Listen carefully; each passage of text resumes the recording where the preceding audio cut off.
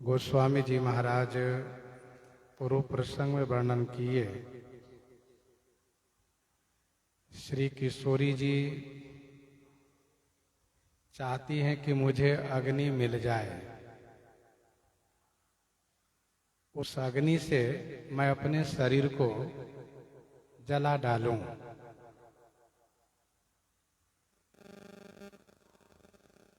इन्होंने आकाश की ओर देखा, ताराओं से कहा कि एक भी आप नीचे आ जाते तो मेरा काम बन जाता, पर मैं भाग्यहीन हूं, इसलिए आप में से एक भी नहीं आते हो। फिर चंद्रमा से कहा कि आप तो अग्निमय हैं, क्यों न अग्नि आप छुआ देते हो, टपका देते हो, गिरा देते हो। अच्छा, मैं भाग्यहीन हूं, इसीलिए आप भी अग्नि नहीं गिराते हो। तब श्री सीता जी ने अशोक वृक्ष से कहा कि आपका नाम अशोक है और आपकी छाया में मेरा शोक बना हुआ है, तो आपके अशोक कहलाने से क्या मतलब? आप अपने नाम को सत्य कीजिए, मेरे शोक को हरण कर लीजिए। अशोक ने कहा कि मेरे द्वारा ऐसा कौन सा कार्य होगा जिससे आपके शोक का निवारण हो? तो श्री किशोरी जी ने कहा कि आपके जो नए नए पत्ते हैं वह अग्निमय हैं, उसको गिरा दीजिए, जिससे कि मैं अपने शरीर को अग्नि में जला डालूं। अच्छा, विरही व्यक्ति को वह सब प्रतिकूल हो जाता है जो संजोग काल में अनुकूल रहता है। मोकह सकल भय विपरीता, ये वृक्ष के नए नए पत्ते शीतल हुआ करता है, लेकिन किशोरी जी ने कहा ये तो अग्निमय है। अग्नि के रूप ही है। श्री हनुमान जी महाराज सब देख रहे हैं, सुन रहे हैं। तब जब अशोक वाटिका में आए थे और माता जी का दर्शन किया था, उस समय ही इनको बहुत दुख हुआ था। परम दुखी भा पवन सुता देखी जानकी दीन। और तब से बहुत कुछ हनुमान जी ने देखा, जैसे कि रावण का आना, फिर उसके जाने के बाद त्रिजटा जी का स्वप्न, इसके बाद राक्षसियों को वहां से जहां तहां चली जाना, किशोरी जी को त्रिजटा जी से चिता लगाने की बात कहना, रात्रि में अग्नि नहीं मिलती है यह कह करके जाने के बाद किशोरी जी को अग्नि की याचना करना, यह सब हनुमान जी ने देखा सुना। तो हनुमान जी के लिए वह क्षण एक कलप के समान हो गया। देखे परम बिरहा कुल सीता, सोछन कपि कलप सम बीता।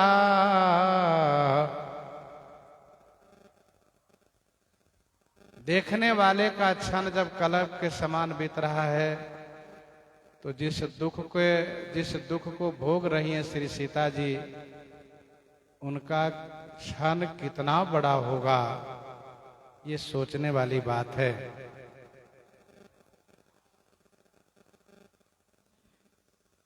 कपि करी हृदय विचारी, दीन्हि मुद्रिका डारी तब जनु अशोक अंगार दीन हरस उठ कर गहेऊ कपि कर हृदय विचार तब मुद्रिका डारी दीन जनु अशोक ने अंगार दीन्हि। अब इतना पास में नहीं है कि बैठे बैठे उठा सकती हैं, इसलिए हर्षित होकर के उठ करके उसे हाथ में से उठा लिए। उठी हरसी उठी कर गहेऊ। हनुमान जी महाराज तरु पल्लव मह रहा लुकाई करई विचार करो का भाई। तब से विचार में पड़े थे,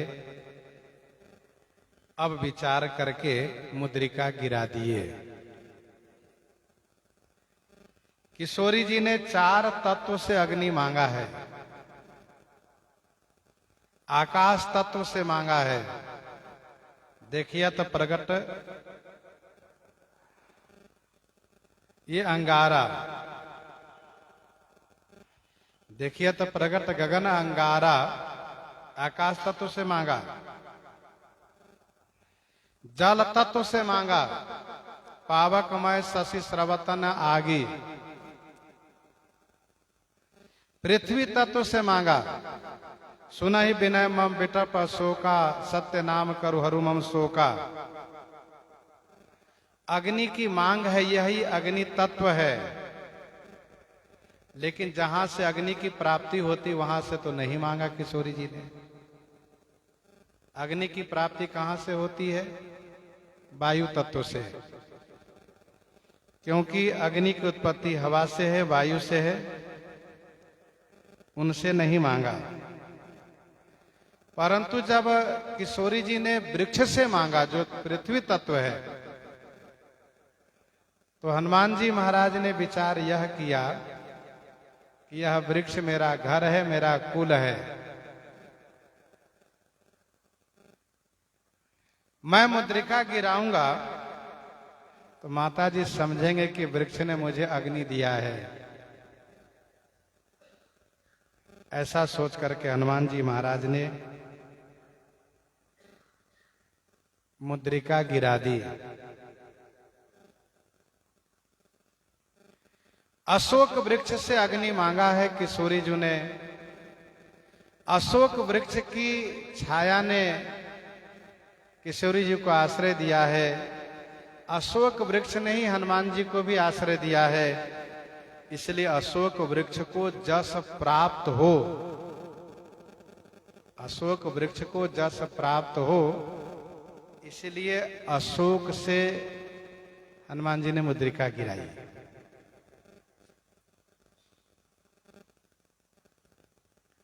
एक बात ध्यान दीजिएगा, भले ही जड़ क्यों न हो,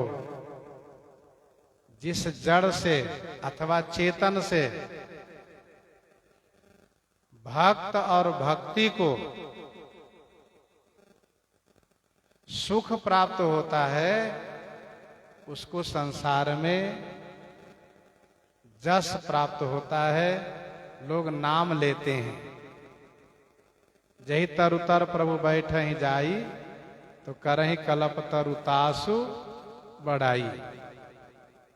जस की प्राप्ति होती है। किशोरी जी की अग्नि की चाह सच्ची है, किशोरी जी की अग्नि की चाह सच्ची है,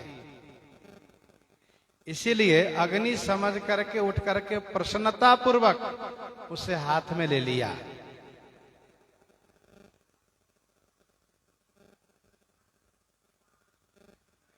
लोग जब रोग से ग्रस्त होते हैं, कष्ट से ग्रस्त होते हैं, तो कहते हैं मृत्यु आ जाए, लेकिन सच्ची चाह मृत्यु की नहीं होती है। यदि मृत्यु आ जाए और उनसे पूछे कि क्यों तुम मरना चाहते हो, तो वे यही कहे कि ना ना, अभी कुछ दिन और जिंदा रहने की इच्छा है। परंतु किशोरी जी को अग्नि की चाह सच्ची थी, इसीलिए उसे अग्नि समझ करके उठ करके प्रसन्नता पूर्वक हाथ में ले लिया। दिन हरसी उठी कर गहेऊ।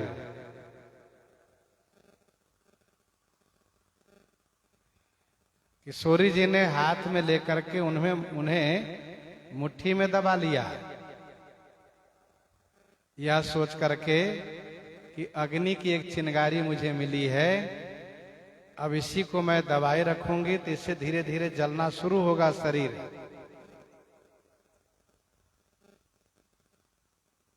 लेकिन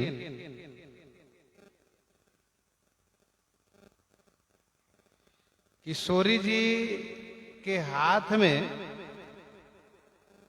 शीतलता मिलने लगी।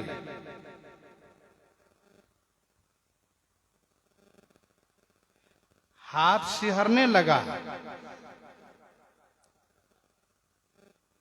तो किशोरी जी कहती हैं, ये कैसी अग्नि है?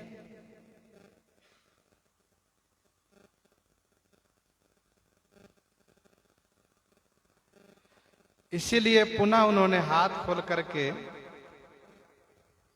देखा।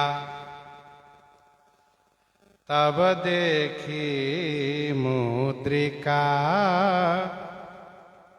मनोहर राम नाम अंकित अति सुंदर। तब देखी मुद्रिका मनोहर राम नाम अंकित अति सुंदर। केशव कवि ने श्री रामचंद्रिका में इस बात को कहा है, जब लाग सियरे हाथ कैसी आग है ये नाथ। जब हाथ में ठंडापन महसूस हुआ तब इन्होंने सोचा कि कैसी अग्नि है ये। तब अति सुंदर मनोहर राम नाम अंकित मुद्रिका देखी। तब अति सुंदर मनोहर राम नाम अंकित मुद्रिका देखी। तब देखी मुद्रिका मनोहर राम नाम अंकित अति सुंदर।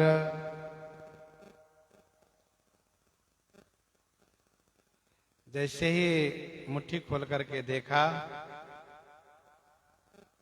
ये तो अति सुंदर मन को हरने वाला श्री राम नाम अंकित मुद्रिका है।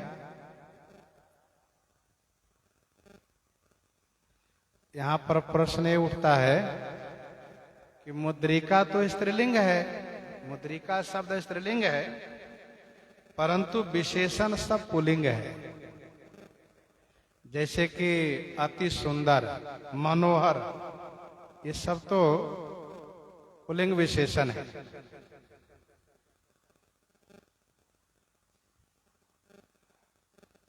इसका उत्तर यह है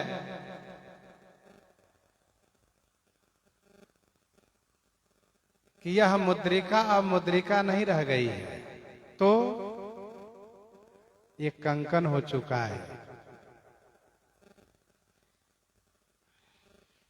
तुम पूछति कही मुद्रिके, तुम पूछति कही मुद्रिके, मौन होत यही नाम। कंकन की पदवी दई, तुम बिनु यही कह राम। यह श्री रामचंद्रिका का दोहा है। किशोरी जी ने पूछा मुद्रिके, तो मुद्रिका मौन हो गई। किशोरी जी ने फिर पूछा मुद्रिके, फिर नहीं बोली। तो किशोरी जी ने कहा तुम रूठी हो क्या? कहा नहीं। तो बोलती क्यों नहीं हो? तो मुद्रिका ने कहा कि आप मुझे मुद्रिका कह करके पुकारती, इसलिए मैं नहीं बोलती। तो किशोरी जी ने कहा कि तुम मुद्रिका हो तो तुम्हें क्या कह करके पुकारे? तब उसने कहा, तब उन्होंने कहा कि मुझे आपके स्वामी ने आपके विरह में मेरा नाम कंकन रखा है। ऐसा क्यों?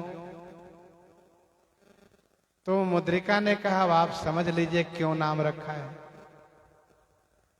जो जैसा कार्य करता है वैसा नाम होता है। अब ये मुद्रिका नहीं रही तो अब ये कंकन हो चुका है, क्योंकि श्री राम जी इतने दुर्बल हो गए हैं कि अब अपने हाथ में इसको पहनते हैं।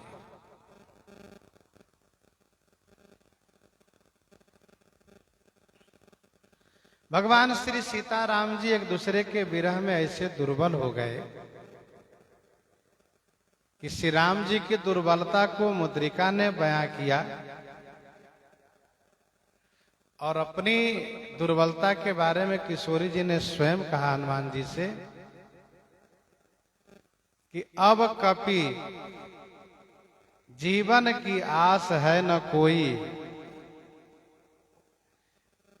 अब कपि जीवन की आस है न कोई।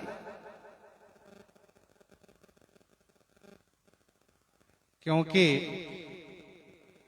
कनगुरिया की मुदरी कंकन हुई।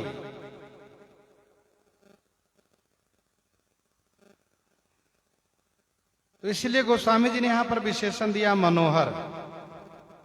दूसरे संत ने कहा कि यह विशेषण राम नाम का है, मुद्रिका के नहीं। तीसरे संत ने यह कहा कि हिंदी जगत में स्त्रीलिंग को कभी पुल्लिंग में, कभी पुल्लिंग को स्त्रीलिंग में जोड़ करके बोला जाता है, इस तरह से।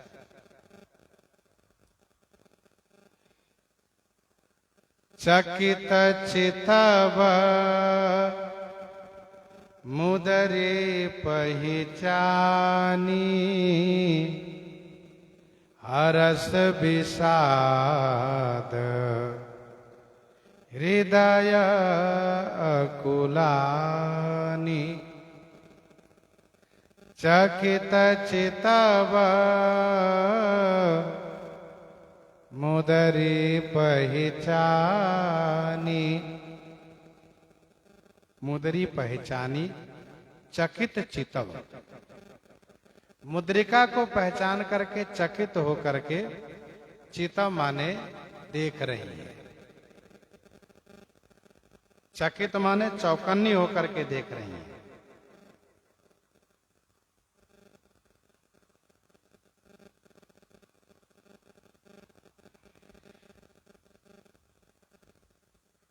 हर्ष विषाद हृदय अकुलानी, हर्ष और विषाद से हृदय व्याकुल हो उठा।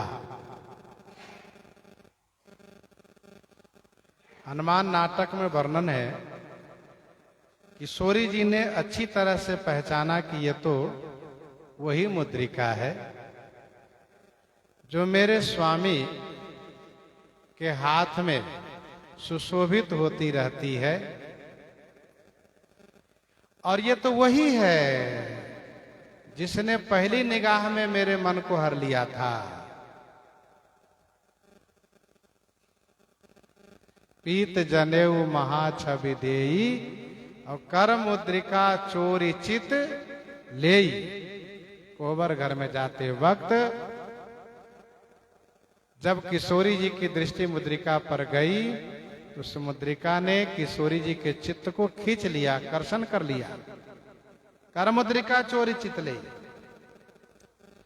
हनुमान नाटक में वर्णन है कि मुद्रे संति सलक्ष्मणा कुशलिन श्रीराम पादा सुखम संति स्वामिनी, अर्थात किशोरी जी ने मुद्रिका को पहचान करके उनसे पूछना शुरू किया है। गीतावली सुंदरकांड 2 पद में गोस्वामी जी ने लिखा है कि हृदय हर्ष विषाद, हृदय में हर्ष विषाद दोनों है, पति की मुद्रिका को पहचान करके। हर्ष इस खुशी की है, हर्ष इस खुशी से है कि स्वामी की मुद्रिका की प्राप्ति मानो स्वामी की प्राप्ति है। विषाद इस बात को लेकर के है कि मुद्रिका आई कैसे यहां।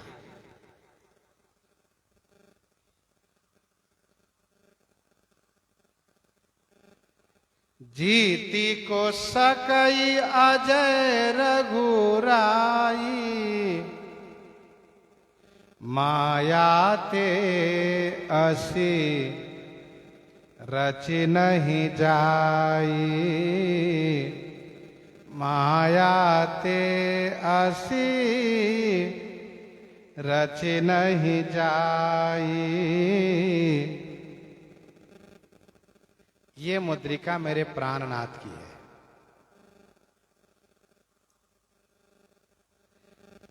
अब सोच रही है कि यह मुद्रिका यहां आई कैसे। गीतावली सुंदरकांड 3 और 4 पद में जब आप पढ़ेंगे तो वहां पर स्पष्ट वर्णन है। किशोरी जी ने कहा, बोलो बलि मुद्रिके, हे मुद्रिके बोलो, मैं तुम्हारी बलिहारी जाती हूं। सानुज कुशल कौशल पाल। और मुद्रिका ने उत्तर दिया है, सदल सलखन है कुशल कृपालु कौशल राम। वे दल और भाई के सहित सकुशल हैं। मानस जी में किशोरी जी विचार करती है। एक बार मन में बात आई कि क्या श्री राम जी को किसी ने जीत लिया है, उनको परास्त कर दिया है। तो मन से जवाब मिलता है कि नहीं, रघुराई अजय हैं, उनको कोई जीत नहीं सकता। ये दृढ़ विश्वास है किशोरी जी का। सकल सुरासुर जुरहि जुझारा, राम ही समरन जीत निहारा, राम ही समर न जीत निहारा। श्री राम जी को समर में कोई जीत नहीं सकता। 14,000 सेना सहित खरदूषण ने एक साथ मेरे स्वामी को घेर लिया था, लेकिन मेरे स्वामी पलक झपकते सबको समाप्त कर दिया। उन्हें कोई जीत नहीं सकता। तो कहीं ऐसा तो नहीं कि मेरे विरह में असावधानी होने के नाते किसी ने चुरा लिया हो और वो ला करके मुझे दिया गया हो, मेरे पास पहुंचाया गया हो।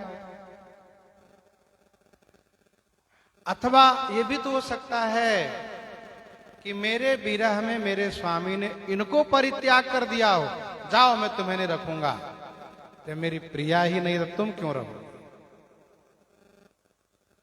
तो यह मुद्रिका भागती भागती मेरे पास आई हो कि आपके बिना मुझे आपके स्वामी ने त्याग दिया है।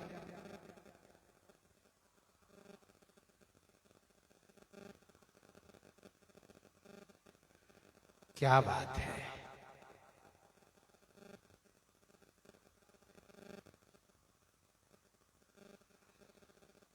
मेरे स्वामी को कोई जीत तो नहीं सकता, पर यह भी तो हो सकता है कि मेरे विछोह होने से, मेरे वियोग होने से मेरे स्वामी शरीर को त्याग दिए हो, जिससे मुद्रिका मेरे पास चलकर आई हो यह खबर देने के लिए। फिर तुरंत अंदर जवाब आया कि नहीं नहीं, ऐसा नहीं हो सकता।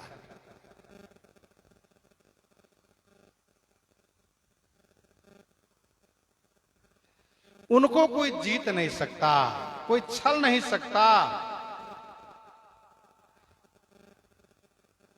जब सामान्य रघुवंशी को कोई जीत नहीं सकता है, रघुवंशी नमा जहां को होई तेहि समाज अस कहि न कोई। और फिर शंकर सहस विष्णु अज तोई सकहि न राखी राम कर द्रोही। कौन जीत सकता उन्हें? तो मन में एक दूसरी बात आई कि रावण ने माया किया हो, तो फिर उस मुद्रिके को बारीकी से देखने पर कहती है नहीं, माया ते असी रची नहीं जाई। असी कसी जैसी ये मुद्रिका है, ऐसी मुद्रिका माया से नहीं बनाई जा सकती है।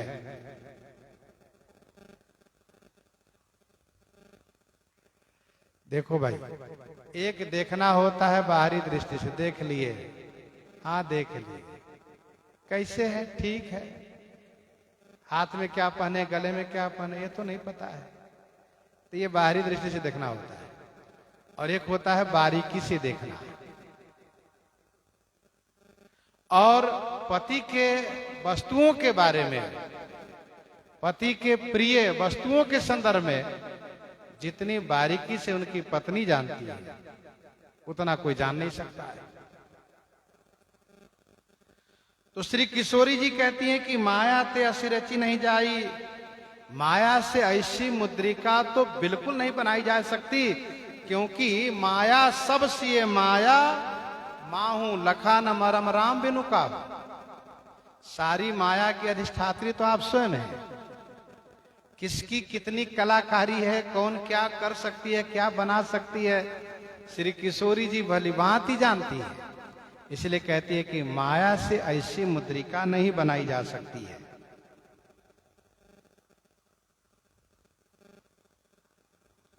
किशोरी जी के मन में तर्क वितर्क चल रहा है। हाथ में मुद्रिका ली हुई है, खड़ी है, सोच रही है। सीता मन विचार करना ना मधुर वचन बोले ओ हनुमाना। मधुर वचन बोले ओ हनुमाना। सीता मन विचार कर नाना। सीता मन विचार कर नाना। श्री सीता जी का मन नाना विचार कर, अनेक विचार कर रहा है। हनुमान जी महाराज को लगा कि यही मौका है मुझे बोलने का। श्रीमद् वाल्मीकि रामायण में हनुमान जी महाराज बहुत विचार करते हैं, कैसे बोलूं। संस्कृत में ये तो रावण भी बोल लेता है,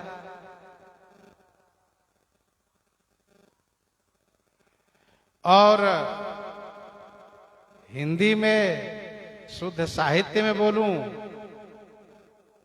कहा इसमें भी कुछ बनने जैसा दिखेगा। क्षेत्रीय भाषा एक अलग होती है, ध्यान दीजिएगा। और उसके बाद चाहे जिस भाषा में बोला जाए तो उसको बड़े संभाल पूर्वक बोला जाता है। हनुमान जी महाराज सोच रहे हैं कि मैं तो छोटा बानर हूं और मनुष्य की भाषा में बोलूंगा, माता जी विश्वास करेंगे? और फिर मैं किस भाषा में बोलूं? बोलना तो है मनुष्य भाषा में ही। तो कुछ क्षण के बाद हनुमान जी के मन में बात आई कि अयोध्या जी के आस पास में बोली जाने वाली जो अवधी भाषा है उसमें बोलूंगा तो माता जी को भरोसा होगा।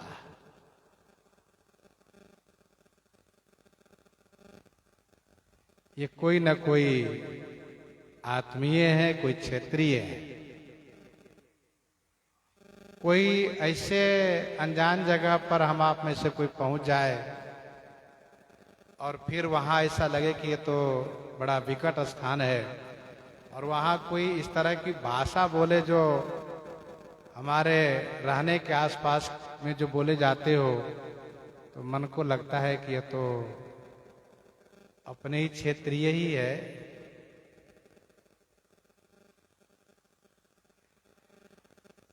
तो एक मन को आनंद होता है, संतोष हो जाता है। अभी कुछ दिन पहले हमारे राम नेपाल गए थे, तो वापसी में जिस बॉर्डर से आना था, जिस सीमा से, तो उस सीमा से गाड़ी का पास था नहीं। अब गाड़ी वाले बड़े परेशान कि इधर से कैसे निकलेंगे, रात्रि ज्यादा हो गई। वहां भी एक समय है, समय के बाद बंद कर दिए जाते हैं। और जब आए तो संजोग ये बना कि अरे ये तो जो यहाँ पर सीमा पर जो भारतीय पुलिस हो तो जौनपुर के है। बड़े खुश हो, गाड़ी वाले के तो हमारे क्षेत्रीय है, तो बढ़िया बात है। तो स्वाभाविक है कि जिसको प्रदेश में, दूसरे देश में यदि क्षेत्रीय भाषा के मिल जाए तो मन को बड़ा संतोष होता है। तो हनुमान जी महाराज बहुत सोच विचार करके अयोध्या जी के आसपास में बोली जाने वाली जो भाषा है, अवधी भाषा जो प्रसिद्ध है, आज भी अयोध्या के लोग इस बात को गर्व करते हैं कि भाई मानस जी अवधी भाषा में है। और एक टीकाकार ने तो शुद्ध अवधि में ही टीका किया है, बिल्कुल शुद्ध अवधि। तो हनुमान जी महाराज मधुर वचन बोले हो हनुमाना। मधुर माने मीठा, और मधुर माने धीमे से। मधुर माने धीमे से और मधुर माने मीठा। क्योंकि किशोरी जी बहुत दुखी हैं।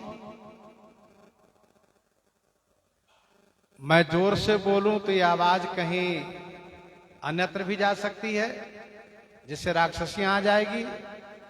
दूसरी बात कि जब तक माता मुझे जान न ले तब तक मुझे अभी सावधानी चलना चाहिए। नहीं तो क्या है कि माता यदि चीख मारेगी, यदि पुकार करेगी, चिल्लाएंगी, तो तमाम राक्षसियां यहाँ पर आ जाएंगी, और फिर मैं तो फिर किसी से डरूंगा नहीं, भिड़ जाऊंगा, तो फिर बवाल हो जाएगा। इससे अच्छा है कि पहले शांति से काम हो। तो हनुमान जी महाराज धीमे और मीठे शब्दों में बोलना शुरू किए। क्या कहा उन्होंने? राम चंद्र गुण बर नये लागा, सुनत ही सीता कर दुख भागा। रामचंद्र गुण बर नये लागा।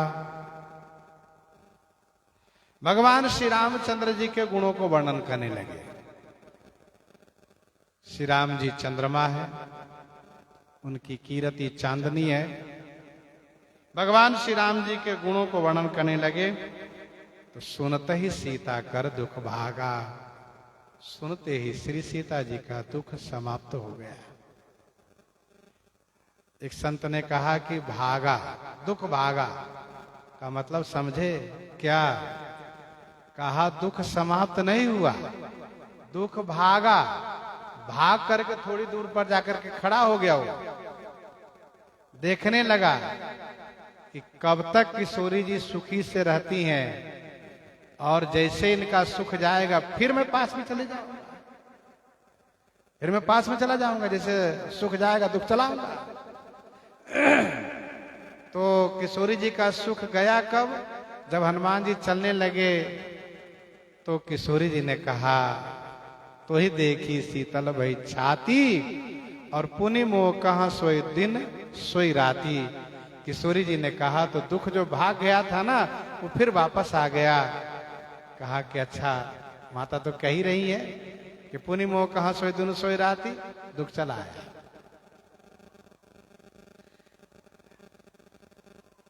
रामचंद्र गुण वर्णई लागा। श्रीमद् वाल्मीकि रामायण में मूल रामायण है, जहां भगवान श्री राम जी के गुणों का वर्णन महर्षि वाल्मीकि जी ने किया है। इक्ष्वाकु वंश प्रभवो कह करके उन्होंने कई श्लोकों में गुणों को वर्णन किया है।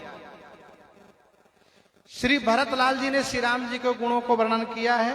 प्रभु पितु मातु सुहृदय गुरु स्वामी, प्रभु पितु मातु सुहृदय गुरु स्वामी, पूज्य परम हित अंतरजामी, सरल सुसाहिब शील निधानु, प्रणत पाल सर्वज्ञ सुजानु, समरथ शरणागत हितकारी, गुण गाहक अवगुण अघहारी, स्वामी गोसाई ही सरिस गोसाई। ये सब गुणों को श्री भरतलाल जी ने याद किया है, वर्णन किया है। श्री काकभूषुंडी जी ने गुणों को वर्णन किया है। राम काम सतकोटि सुभग तन, दुर्गा कोटि अमित हरिमर्दन, शक्र कोटि सत सरिस विलासा, नव सतकोटि अमित अवकाशा, मरुत कोटि सत विपुल बल, रवि सत कोटि प्रकाश, शशि सत कोटि सुशीतल, समन सकल भवत्रास। इसके बाद पूरे दोहा में वर्णन करते हुए काकभूषुंडी जी ने कहा कि राम अमित गुण सागर, थाह कि पावई कोई। श्री हनुमान जी महाराज श्री राम जी के गुणों को वर्णन करने लगे, तो श्री राम जी के मंगलमय गुणों को सुनते ही श्री सीता जी का दुख भाग गया। सीता जो शीतलता को देने वाली हैं, लंका में शीत रात्रि के समान आई हैं, तब कुल कमल विपिन दुखदाई, सीता शीत निशा समाई। पहले कुछ गुणों को हनुमान जी ने सुनाया। जैसे भगवान वेदव्यास जी के शिष्यों ने पहले सुखदेव जी को भगवान श्री कृष्ण जी के कुछ गुणों को सुनाया। भगवान श्री कृष्ण कैसे हैं। अहो वकीयम स्तन काल कूटम। सुखदेव जी ने कहा इतना सुंदर गुण, और शिष्यों ने कहा गुण ही नहीं वह सुंदर भी है। बड़ा पीडम नटवर बपु कर्णयो कर्णिकारम। कहा इतने सुंदर लगते कहां, और वो थोड़ा सा स्वाद दिए, तो उस स्वाद के पीछे दौड़ते हुए सुखदेव जी आए, कथा सुनने लगे। तो वैसे हनुमान जी महाराज पहले थोड़ा गुण वर्णन किए, और जैसे गुणों को वर्णन किए तो किशोरी जी का ध्यान एकदम से भगवान श्री राम जी के गुण में केंद्रित हो गया, क्योंकि भगवान की कथा ही ऐसी है। तब कथामृतम तप्त जीवनम, कविभिरीडितम कल्मषापहम, श्रवण मंगलम श्रीमदाततम, भुवि गृह्णन्ति ते भूरिदा जनाः। तब कथामृतम तप्त जीवनम, तप्त जीवन संतप्त जीवन में कथा अमृत के समान है। ध्यान दीजिएगा, भगवान की कथा चाहे कैसा भी संतप्त जीवन हो, अब किसी को रोग से संतप्त जीवन है, किसी को वियोग से संतप्त जीवन है, किसी के चाह से संतप्त जीवन है, तो अलग अलग कारणों से संतप्त जीवन होता है। सभी प्रकार के संतप्त जीवन को जीवित रखने के लिए कथा अमृत है। तब कथा अमृतम तप्त जीवन। लेकिन ध्यान रहे, ये कथा अमृत होकर के तप्त जीवन वाले को नया जीवन कब देती है? जब वह मन लगा करके कथा सुने तब। धुंधकारी मन लगा के कथा सुनता है और उसका परिणाम उनको प्राप्त होता है। परीक्षित जी मन लगाकर कथा सुनते हैं। भगवती पार्वती जी, महर्षि भरद्वाज, श्री पक्षीराज गरुड़, ये सब मन लगा कथा सुनते हैं। हम लोग कथा कहते सुनते तो हैं, लेकिन मन कभी कभी बाजार चला जाता है, घूमने चला जाता है। अच्छा, दुख भी कहता है, देखता हूं कब तक तुम्हारा मन लगा रहता है कथा में, ठहरो। जैसे मन हटेगा वैसे दुख तुरंत दबा देता है, चाप देता है। कहां जाओगे? वो भी कोई कम होशियार नहीं है। तो मन लगे तब सारे दुख समाप्त हो जाते हैं। सुनते ही सीता कर दुख भागा, और फिर लागी सुनई श्रवण मन लाई, आदि हूं ते सब कथा सुनाई। लागी सुनय श्रवण मन लाई, श्रवण मन लाई, सुनई लागी। कान और मन लगा करके सुनने लगी। हनुमान जी महाराज ने आदि होते सब कथा सुनाई। फिर बाल कांड से यहां तक की सारी कथा सुनाई।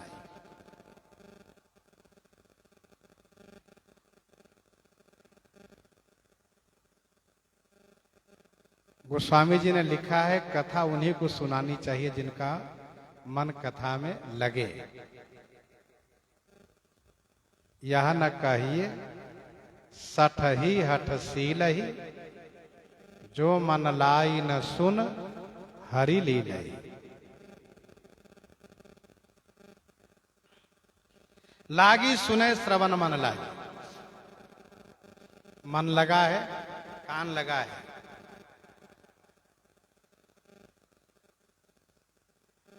एक बार हमारे राम जी रामनगर की रामलीला देखने गए थे, तो वहां पर ध्वनि प्रसारण यंत्र नहीं लगाया जाता, आज भी नहीं लगता है। काफी वर्ष पहले की बात है ये, लेकिन ये आज भी ऐसा नहीं लगता है, बल्कि मोबाइल चैनल पर चलता है, दिखाई देता है, लेकिन वहां ध्वनि प्रसारण यंत्र नहीं लगता है। ये माइक मशीन ये सब नहीं लगता है। पंडाल भी नहीं लगता, खुले आकाश में लीला होती है। तो वहां पर जब संवाद शुरू होता है तो लोग इतने शांत होते हैं कि इतनी सी आवाज होती है, सब सुनते हैं। तो ये होता है क्या है? श्रवण मन लाई, मन और कान दोनों लगाओ। हनुमान जी महाराज ने प्रारंभ से सारी कथा कह सुनाई।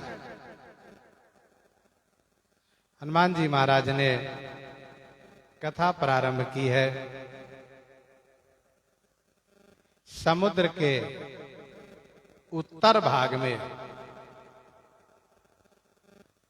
भारत देश है, जिस देश में अयोध्या नाम की राजधानी है, अयोध्या नाम का नगर है, जहां के राजा बड़े ही धर्मात्मा प्रजावत्सल चक्रवर्ती दशरथ हुए, जिनके 4 पुत्र हुए हैं, श्री राम, श्री भरत, श्री लक्ष्मण, श्री शत्रुघ्न। गुरुकुल में शिक्षा दीक्षा प्राप्त करने के बाद महर्षि विश्वामित्र जी के साथ श्री राम लक्ष्मण उनके यज्ञ की रक्षा हेतु साथ में जाते हैं। श्री राम रास्ते में ताड़का का उद्धार करते हैं, एक बाण से उसको मार डालते हैं और उन्हें अपनी गति भी देते हैं। तथा यज्ञ की रक्षा करने में असुरों को समाप्त करके यज्ञ को निर्बाध रूप से संपन्न करा देते हैं। सभी महात्मा विश्वामित्र जी के साथ श्री राम लक्ष्मण पर प्रसन्न होकर के मंगला शासन करते हैं, शुभ आशीर्वाद देते हैं। श्री मिथिलेश जी के बुलावा पर महर्षि विश्वामित्र जी महाराज श्री राम लक्ष्मण जी को लेकर के जनकपुर पहुंचते हैं। वहां पर श्री जनक जी महाराज अपनी सुपुत्री श्री सीता जी का स्वयंवर कर रहे होते हैं, जिसमें तमाम देश देश के राजा आए हुए होते हैं। उसमें महाराजा श्री जनक धनुष को प्रण में रखे हुए होते हैं कि धनुष को जो तोड़ेगा उसी के साथ में अपनी श्री सीता का विवाह करूंगा। धनुष किसी से टूट नहीं पाता है, टूटना तो दूर रहा, उठ नहीं पाता, हिल नहीं पाता है। फिर जब सब हार जाते हैं तो श्री जनक जी के निराश होने पर गुरु विश्वामित्र जी की आज्ञा से श्री राम जी धनुष को तोड़ करके सबके विषाद को हरण कर लेते हैं। श्री सीता जी पिताजी और गुरु जी की आज्ञा से श्री राम जी को गले में जयमाल पहनाती हैं और फिर इसके बाद उसी सभा में परशुराम जी भगवान का आगमन होता है। पहले तो ऐसा लगता है कि परशुराम जी के सामने कोई ठहर नहीं पाएगा, लेकिन एक वक्त ये आता है कि श्री राम जी के मधुर व्यवहार, सुंदर शील स्वभाव के सामने श्री परशुराम जी परास्त हो जाते हैं। स्तुति करके धनुष सौंप करके तपस्या के लिए चले जाते हैं। श्री जनक जी महर्षि विश्वामित्र जी की आज्ञा पा करके अयोध्या जी दूत को भेजते हैं। पत्रिका लेकर के दूत पहुंचता है अयोध्या। अयोध्या जी से श्री चक्रवर्ती जी महाराज पत्रिका के माध्यम से पत्रिका पा करके बाराती लेकर जनकपुर आते हैं। लोक वेद विधि की मर्यादा को पालन करते हुए श्री सीताराम जी का विवाह होता है। उसी मंडप पर श्री भरत लक्ष्मण शत्रुघ्न को मांडवी उर्मिला श्रुति कीरति जी के साथ विवाह संपन्न होता है। ऐसा विवाह उत्सव न भूतो न भविष्यति, सबको सुख आनंद प्राप्त होता है। जिस विवाह में सभी देवता आते हैं, सभी भक्त आते हैं। इसके बाद श्री राम जी चारों भाई विवाह करके घर आते हैं। विवाह के 12 वर्ष के उपरांत जब पिताजी इनको राजा बनाने के लिए विचार करते हैं, गुरुजी से मंत्रणा करके और उनकी आज्ञा पा करके तैयारी कर लेते हैं, तो माता कैकेयी श्री राम को 14 वर्ष के लिए वनवास और श्री भरत के लिए राज्य की याचना कर लेती हैं। श्री राम जी हंसते हंसते राज्य को त्याग करके साथ में श्री सीता जी लक्ष्मण जी को लेकर के वन यात्रा कर लेते हैं। अयोध्या वासी श्री राम जी को छोड़ना नहीं चाहती हैं। श्री राम जी सबको तमसा तट पर छोड़ करके आगे बढ़ जाते हैं और फिर श्री राम जी गंगा पार होकर के सुमंत्र जी को वापस लौटा देते हैं। सुमंत्र जी वापस आ जाते हैं। महाराजा श्री चक्रवर्ती जी का देहावसान होता है। गुरु वशिष्ठ जी महाराज सबको समझा करके श्री भरत को बुलवाते हैं। महाराज का अंत्येष्टि संस्कार कराते हैं। श्री भरत को राज देना चाहते पर श्री भरत राज न लेकर के श्री राम जी को लेने के लिए चित्रकूट के लिए प्रस्थान कर जाते हैं। चित्रकूट में पहुंचने पर श्री राम जी श्री भरत को संतुष्ट करके समझा करके अपनी चरण पादुका दे करके वापस लौटाते हैं। श्री भरत प्रसन्नता के साथ वापस आते हैं तथा अयोध्या के राज्य को संचरण करते हुए तपश्चर्या पूर्वक जीवन जीने लगते हैं। श्री राम जी चित्रकूट से आगे बढ़ते हैं। उन चित्रकूट के मुनि महात्माओं को तपस्या को सार्थक करते हुए विराट आदि को उद्धार करते हुए आगे बढ़ते हैं, पहुंच जाते हैं दंडक वन में, जहां पर गिद्धराज से मित्रता होती है, गिद्धराज से भेंट होती है। गिद्धराज के बारे में श्री राम को ज्ञात होता है कि मेरे पिताजी के मित्र हैं। श्री राम जी उनकी पूजा करते हैं। पंचवटी में श्री राम जी निवास करते हैं। वहीं पर एक दिन सुपनखा आती है, श्री राम जी से विवाह का प्रस्ताव रखती है। श्री राम जी के मना करने पर लक्ष्मण जी से विवाह का प्रस्ताव रखती है। उनके मना करने पर वह उग्र हो जाती है और अपनी राक्षसी स्वरूप को प्रकट करती हैं। श्री सीता जी को डरी हुई देख करके श्री राम जी लक्ष्मण जी को इशारा करते हैं, उसे नकटी बुच्ची करके वापस कर देते हैं। सुपनखा की दशा देकर खरदूषण सेना सहित आता है, वो सब मारा जाता है। फिर सुपनखा जाकर के रावण को प्रेरित करती है। रावण आकर के मारीच को सहयोग में लेकर के श्री सीता जी का हरण कर लेता है। हनुमान जी यह सब कथा धीरे धीरे सुनाते चले गए। माता श्री सीता जी को हरण करके जब रावण लेकर जा रहा था, जटायु जी ने उनकी रक्षा के लिए खूब युद्ध किया और वे शहीद हो गए, अपने आप को बलिदान कर दिए श्री सीता जी की रक्षा में। इसके बाद हनुमान जी कहते गए फिर आगे कहने लगे।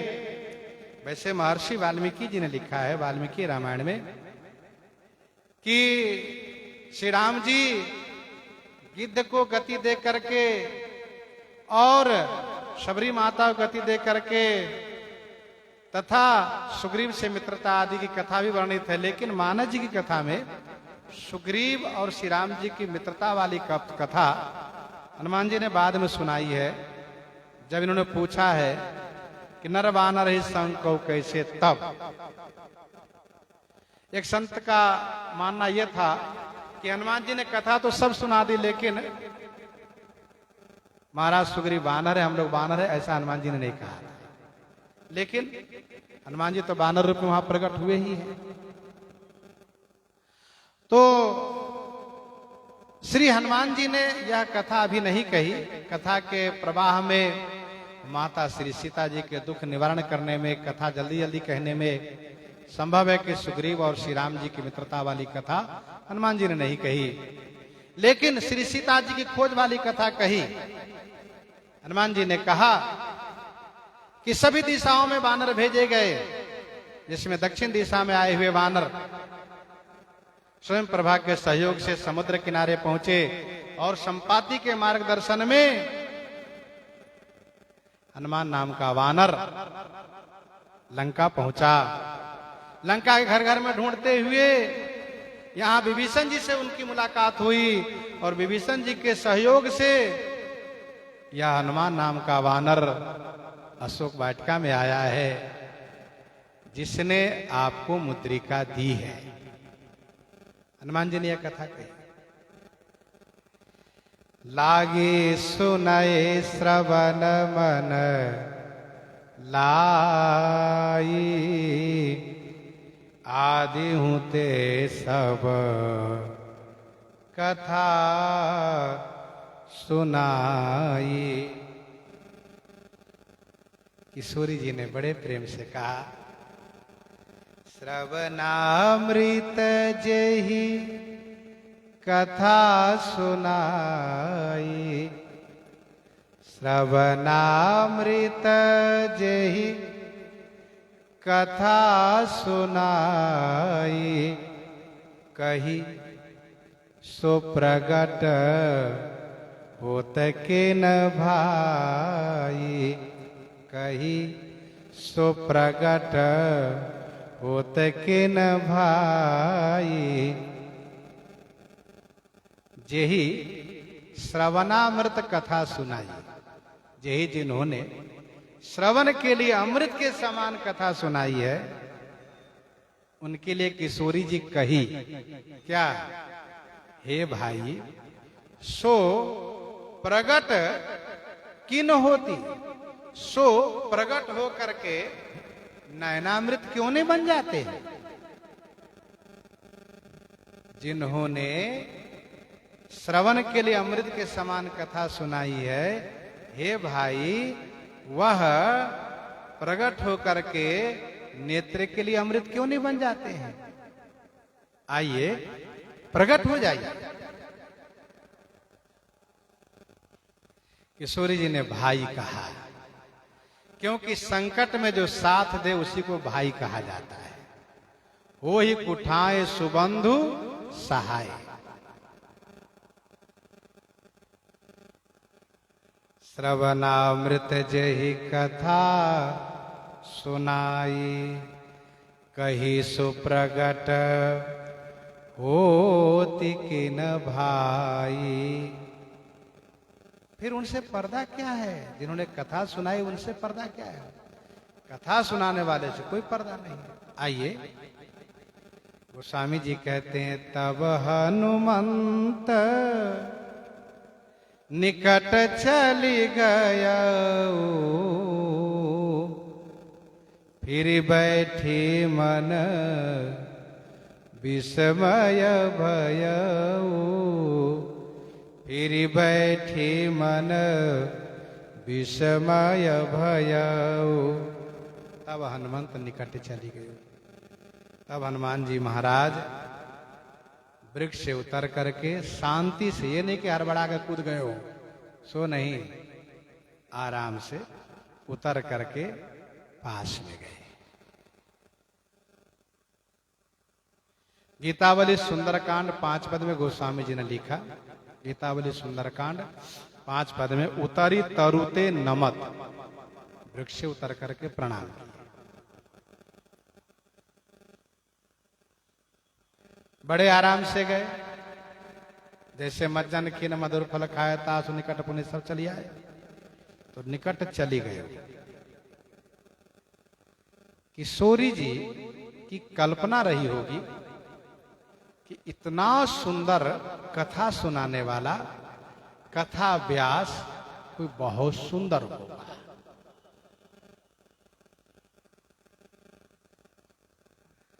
अच्छा, आज भी लोगों की मांग होती है कि भाई कथा भी सुंदर हो और कथा व्यास भी सुंदर हो।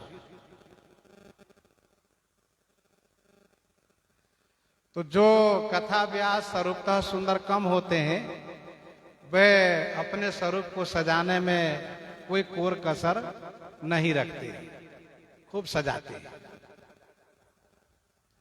और सजाने की भी हद कर देते हैं। ये सब कहने सुनने का विषय हमारा नहीं है, लेकिन ऐसा देखा सुना जाता है।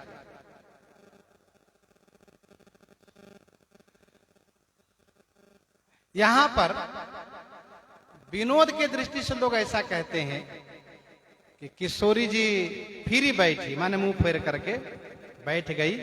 मन विस्मय भयऊ, मन में विषाद हो गया, दुख हो गया। इसका मतलब कथा व्यास को सुंदर होना चाहिए, जिसे सुनने वाले क्यों न लगे कि देखो कथा इतनी बढ़िया गाते हैं और लगता महीनों से नहीं नहाए हैं, सो नहीं लगना चाहिए। कपड़े ऐसे पहने हो कि लगे कि बताओ महीनों से धोया ही नहीं गया हो, सो नहीं होना चाहिए। ठीक है, उनकी बात। आइए हम लोग मूल विषय पर आते हैं। मूल विषय यह है कि भाषा है मनुष्य की, भाषा है मनुष्य की, और सामने आ गए बानर। तो स्वाभाविक है, दूध के जला हुआ मुख के सामने में यदि छाछ आ जाए ना, तो उसको बता दिया जाए कि छाछ है, फिर भी वो एक बार फूंक मारता है, फिर पीता है, कहीं ऐसा नहीं भी गर्म हो तो वैसे ही किशोरी जी के साथ छल हुआ है, छल से इनका हरण हुआ है। एक राक्षस जति बनकर के, बाबा जी बनकर के हरण किया है। इसीलिए किशोरी जी का मन डरा हुआ है, कहीं ऐसा तो न हो कि मेरे साथ छल हो रहा हो, ये दुष्ट रावण ही हो, दुष्ट असुर हो कोई। इसलिए फिर बैठी मन विस्मय भयऊ। हनुमान जी महाराज ने जो शब्द का प्रयोग किया, वह शब्द राक्षस के शब्दकोश में नहीं होता है। राक्षस किसी को मां नहीं कह सकता।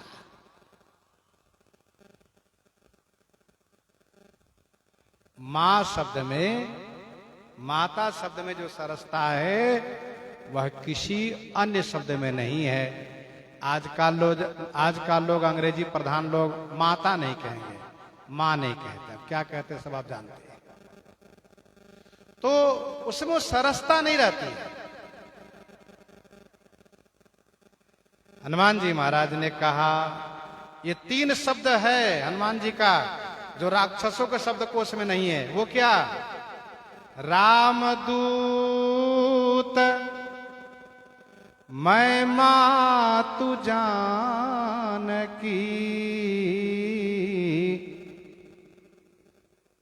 सत्य शपथ करुणा निधान की।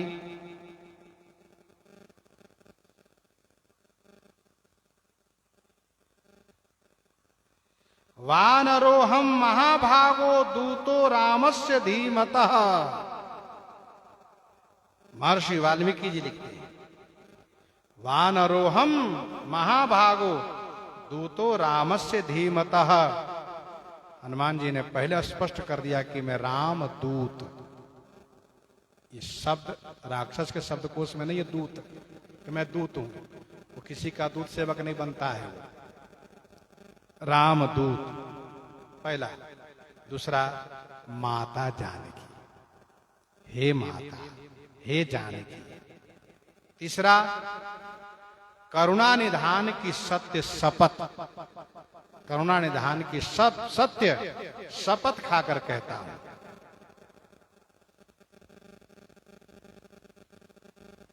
हनुमान जी ने कहा, मां, हे माता जानकी, मैं श्री राम जी का दूत हूं। मैं बानर हूं, ये सत्य है, मैं दूत हूं। करुणा निधान श्री राम जी की शपथ खाकर के सत्य कहता हूं। और श्री राम जी की शपथ खाकर कोई भक्त कहे, इसका मतलब वो अवश्य विश्वास के योग्य है, वहां पर कोई संशय नहीं होना चाहिए। तेहि पर राम शपथ करियाई, सुकृत स्नेह अवधि रघुराई। तेहि पर राम शपथ करियाई, सुकृत स्नेह अवधि रघुराई। एक संत जी ने लिखा है, भगवान श्री राम जी हनुमान जी को कह दिए थे, हनुमान वहां जाना ना, तो उनसे मेरा उनके वाला नाम से कहना, तब उनको भरोसा होगा कि मेरे पास से तुम गए हो। हनुमान जी ने कहा, माता जी वाला नाम क्या है प्रभु? तो कहा, उनके वाला मेरा नाम है क्या? तो करुणा निधान।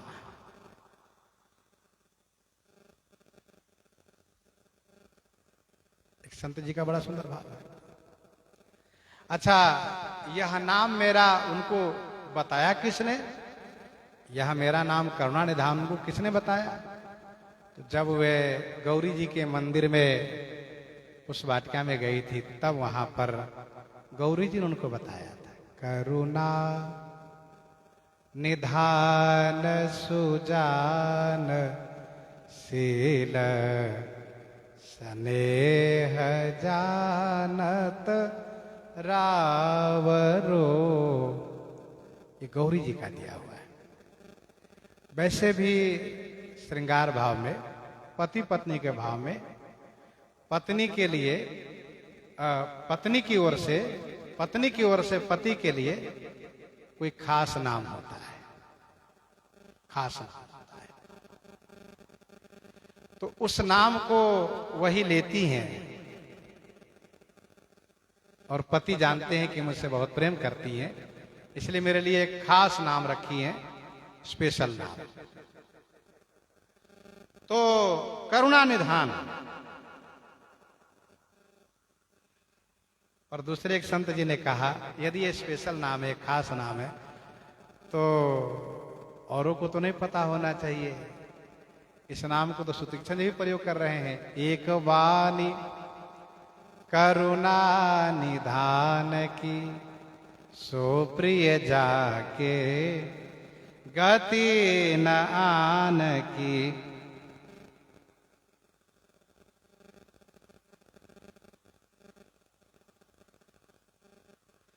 बाबा भी नाम लेते हैं गोस्वामी जी। जनक सुता जग जननी जानकी, अतिशय प्रिय करुणा निधान की। तीसरे संत ने कहा सुतीक्षण जी और गोस्वामी तुलसीदास जी, ये सब खास भितरिया भक्त हैं। भितरिया मतलब आप समझ लीजिए जो अंदर के भक्त हो। एक बाहर वाले भक्त होते हैं, भीतर वाले भक्त होते हैं। तो ये अंतरंग भक्त हैं। तो अंतरंग भक्त है इसलिए इनको भी मालूम बता दिया गया है। किशोरी जी ने कृपा करके बता दिया है कि मेरा मैं इस नाम से पुकारती हूँ, आप कहिएगा तो जरूर खुश हो जाएंगे, जल्दी खुश हो जाएंगे। रामदूत मैं मातु जान की, सत्य शपथ करुणा निधान की। यह मुद्रिका मातु मैं आनी, दीनी राम तुम कह सही दानी। यह मुद्रिका मातु मैं आनी, दीनी राम तुम कह सही दानी। हे माता, यह मुद्रिका मैं आनी, मैं लाया हूं मां। यह मुद्रिका मैं लाया हूं, स्वामी ने इनको त्यागा नहीं। हाँ,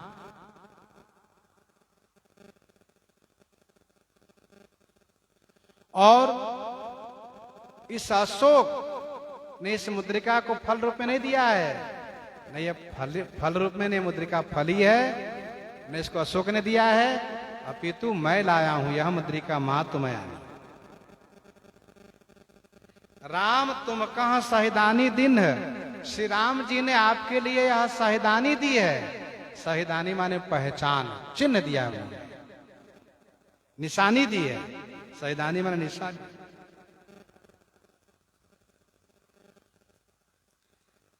हनुमान जी महाराज कहते हैं मातु।